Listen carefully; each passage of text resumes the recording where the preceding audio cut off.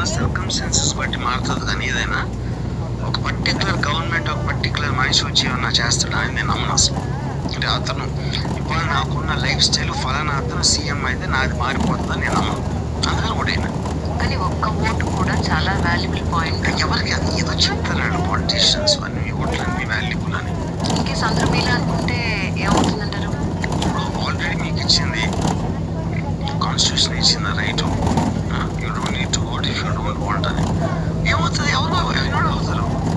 ఏమవుదు. అందరూ ఓటేయటం మానేసినా కూడా వాళ్ళు వేసుకుంటారు కాబట్టి వాళ్ళు సీఎం అవుతారు. సో మీకే వెయ్యాలని మనసు వస్తే ఎవరికి వేస్తారు?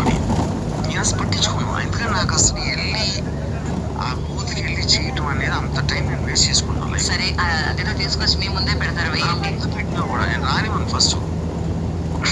అదానికి సరే ఇన్నాళ్ళ సరే ఒకటి నిజం చెప్తారా? మీకు ఇబ్బంది లేకపోతే నేను చేసుకుంటాను. నాకు ఏమీ ఇబ్బంది లేదని చెప్పాను. ఇప్పుడు మీ ఏజ్ తెలుసుకోవచ్చా? మీకు అడగచ్చు. ఏజ్ తెలుసుకోవచ్చు. 61. కానీ ఇప్పుడు జనరల్గా సొసైటీలో ఒక 60 ఏళ్ళు వచ్చిన వ్యక్తి ఒక డివోషనల్ సైడ్ వెళ్ళాలను ఇంకా ఇప్పుడు